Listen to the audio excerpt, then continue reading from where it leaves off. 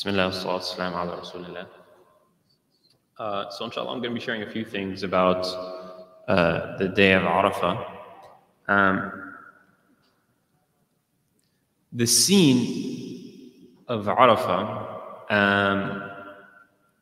is an interesting one. How many of us have been to Hajj? Nobody? Few? Okay. So the scene of Arafah is an interesting one. Subhanallah, for those that have done Hajj, I'm sure that image is burnt into their mind. Subhanallah. So there's a couple of hadith I'm going to share and we'll discuss. First one is Abdullah ibn Amr reported, the Prophet ﷺ said, "Verily Allah Almighty boasts to His angels of the pilgrims on the afternoon of the day of Arafah." So Allah subhanahu wa ta'ala is bragging. He's telling the angels, look at my worshippers, look at these people that have come to worship me. Look at my servants coming to me, disheveled and dusty. So for those of us that have been through Hajj, know exactly what this looks like. On that day of Arafah when, we're sandy and tired and running on a few hours of sleep, and, we're in the desert, we barely have a tent, something to cover our heads. And we are coming there from the ends and the corners of the world to worship Allah subhanahu wa ta'ala. So this is the image, Allah subhanahu wa ta'ala is bragging about to the angels, telling the angels, how much it pleases Him, basically, to see that His worshippers have come from the end of the world. So Abu Hurairah reported, Nabi Sallallahu Alaihi Wasallam said, the promised day, the guaranteed day, is the day of resurrection. And the witness day is the day of Arafah. So the day that will be witnessed in the sense that everything that's done on that day was definitely going to be brought forth. The sun does not rise or set over a day better than it. In it is a moment in which a believing servant does not supplicate to Allah subhanahu wa ta'ala for good, but that Allah will answer. So on the day of Arafah, there's a period of time that every believer will ask for good, and Allah subhanahu wa ta'ala guarantees its acceptance. As long as our dua, fulfills the other shurut, the conditions of dua, of sincerity, and, even the hadith itself stipulates that you're making dua for something good, right? The good that Allah will answer him, and he does not seek refuge from any evil thing, but that Allah will grant him refuge. So it's also a time of attaining protection, seeking refuge in Allah subhanahu wa ta'ala. Perhaps there's something in our life that we are unable to remove, that we definitely have to, and we should, but we're trying and we can't. Arafah is also an opportunity to escape that prison, the prison of that sin. Jabir reported, Nabi Sallallahu Alaihi Wasallam said, no days are better to Allah than the first 10 days of Dhul Hijjah. So khalas, these have passed by us now. We lost our chance, right? We lost our chance with the first 10 of Dhul Hijjah. But a man asked Nabi Sallallahu Alaihi Wasallam, are these 10 days better, or time spent waging jihad in the way of Allah subhanahu wa ta'ala? So what's better, the 10 days of Dhul Hijjah or jihad? The Prophet ﷺ said they are better than jihad. And then, no day. So we established that the 10 days of Dhul Hijjah, they're top, right? That's like the peak. Those are the best days. And then he goes on to say, no day is better to Allah subhanahu wa ta'ala than the day of Arafah. So this is it. This is the greatest day of the year. The most important day of the year in our ibadah and dua and connection with Allah subhanahu wa ta'ala. The most important one. Allah subhanahu wa ta'ala descends to the lowest heaven. And He boasts to the inhabitants of the heavens. He's telling the beings of the heavens, look at my servants. again appearing disheveled and dusty.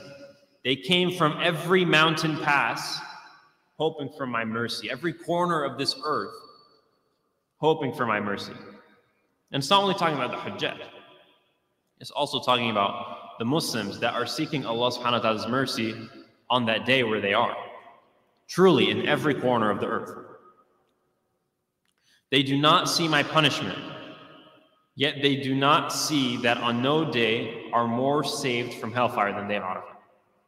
So Allah subhanahu wa ta'ala is bragging to the beings of the heavens and saying, they haven't seen Jahannam before. They don't know that Jahannam exists for sure, other than their belief in what I have told them. They've never seen it. Yet on that day, there is no other day that more are saved from that Jahannam than on that day, from the amount of people seeking the mercy of Allah subhanahu wa ta'ala on that day. Nabi sallallahu alaihi wasallam said, someone asked Nabi sallallahu alaihi wasallam about fasting on the day of Arafah. So now we'll get into some practical tips, some practical actions we can take for tomorrow. Because we always hear that people are fasting on the day of Arafah, and in general there's a lot of people fasting, but we need to go back and learn why. What reward are we seeking for Allah subhanahu wa ta'ala? Allah subhanahu wa ta'ala loves that we seek a particular reward from Him. Having yaqeen that fulfilling this action, Allah subhanahu wa ta'ala will give us this reward. Nabi sallallahu alaihi wasallam said, talking about the fasting on Arafah, it expiates for the past and coming years. So this is a famous hadith. Let that sink in. Fasting on one day, just one day out of the year, inshallah, I hope to get the edge. Hopefully I encourage at least one or two people, to fast tomorrow. It expiates the sins from the previous year and the one after. And according to another report, Allah, Nabi sallallahu alaihi wasallam is saying, I ask Allah that it may expiate for the sins of the year that comes before it and the year that comes after it. So this is that nas, that narration that is also more well known, that it expiates the year before and the year after. So that's an immense blessing. It's difficult to comprehend. I think it would help for us to go back and review our year, the year that passed, and compare it also to the Arafah that perhaps we fasted last year. And we sit there and think, what did I do this year that needs to be forgiven? What things, did I do that I regret, that I made tawbah for, right? Or that I still need to make tawbah for that I haven't yet. And then perhaps we may be more encouraged, to achieve, a complete day of fasting on Arafah. And then you take it to the other side, which is expiating sins that you haven't even done yet in the year that comes. So we have an opportunity also to set ourselves up for success for the coming year as well. It's an immense blessing. We have chance after chance after chance, to cleanse ourselves, to please Allah subhanahu wa ta'ala. Amr ibn Shu'ayb reported, Nabi sallallahu alaihi wasallam said. So another practical tip, another action. Okay, let's pay close attention.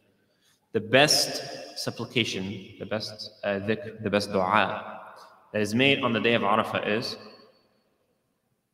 the best of it is what was said by myself and the prophets before me. So Nabi sallallahu alaihi wasallam is saying that he said this on the day of Arafah, and prophets before him also said this. There is no God but Allah alone, la ilaha illallah, without any partners, wahdahu la sharika lah. Unto him belong the dominion and all praise, and he has power over all things. So la ilaha illallah, wahdahu la sharika lah, lahu al-mulk wa lahu al-hamd, wa huwa ala kulli shay'in qadir. Hopefully, we know this by heart at this point. And if not, it's something that we need to learn by heart tonight. This, Nabi sallallahu alaihi wasallam is saying, this is the best supplication on the day of Arafah. So our tongues should be wet with this dhikr tomorrow, especially in the times where we're not making dua. Perhaps we're busy with something, maybe we're cleaning something, or we're working out, or we're driving. Perhaps we're too busy to think about a dua we want to make in particular, with sincerity. If not in the state of dua, then we should be in the state of dhikr, right? With the various adhkar that we have. that their benefit is told to us over and over again.